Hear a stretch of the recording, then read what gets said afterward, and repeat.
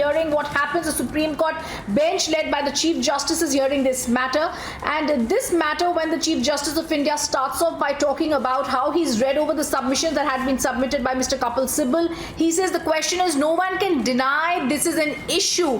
He also says, tomorrow suppose a particular state, one of the freebies, we are the beneficiaries of the scheme, can we say it's the prerogative?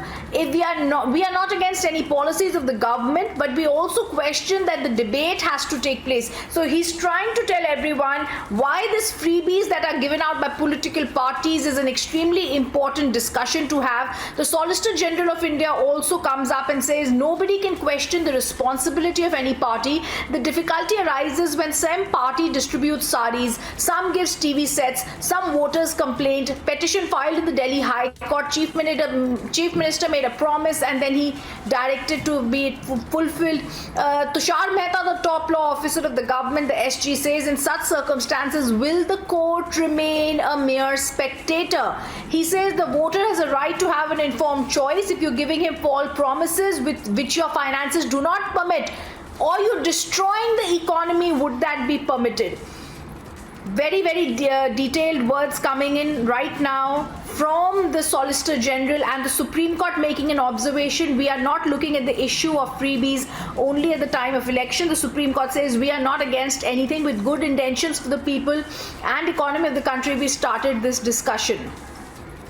So the top bench hearing the freebies case continues to hear it, and the Solicitor General making it very clear that giving freebies by political parties is not going to solve the issue. The voters should have an informed choice. The Solicitor General says if false promises are given, it does not permit anyone to move forward. It should not be permitted.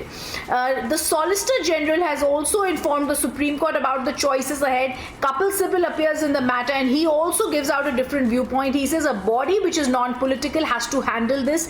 Someone needs to have a mechanism because like the Election Commission of India, like the Finance Commission, the details of the deficit should be there. Finance Commission should deal with the deficits of the state and see what has to happen.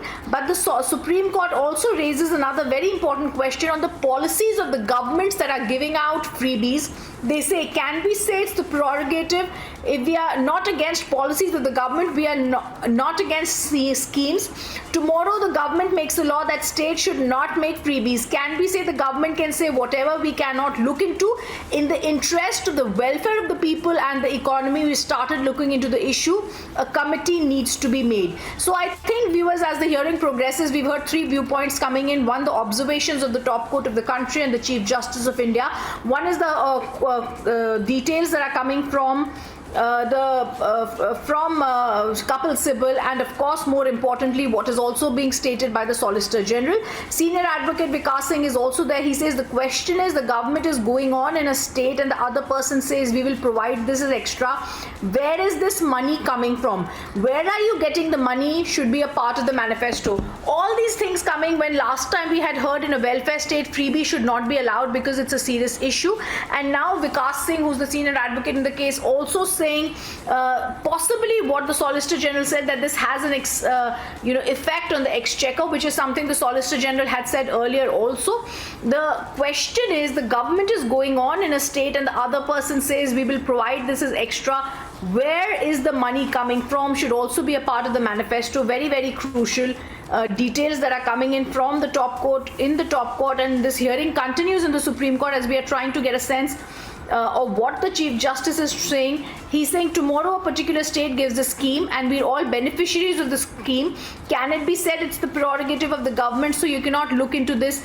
A debate is needed. There should be a committee. He reads out the submissions by Kapil Sibal. Tushar Mehta replies. Now we are hearing the arguments by Vikas Singh. He says just during election, as it creates an unlevel field, no one is saying don't give free water.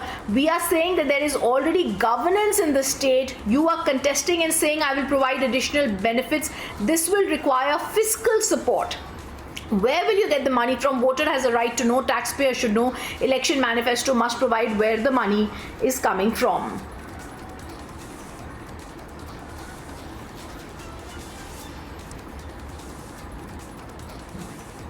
Rhythm is pointing out, of course, this is an issue that's reached the top court. And Rhythm, as we were pointing out earlier, of course, the Supreme Court extremely keen on hearing this issue because the SG in the Supreme Court has said that, the freebie culture, in a sense, needs to be tackled.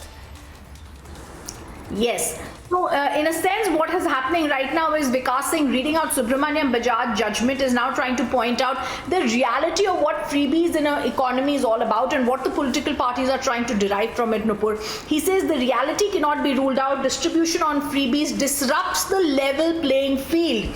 And at the end of the day, freebies are not being given for anyone but the political parties to be able to get some access to votes. And that is exactly what is being pointed out in the Supreme Court, that this impacts the Exchequer and this is a serious issue for which there needs to be a mechanism.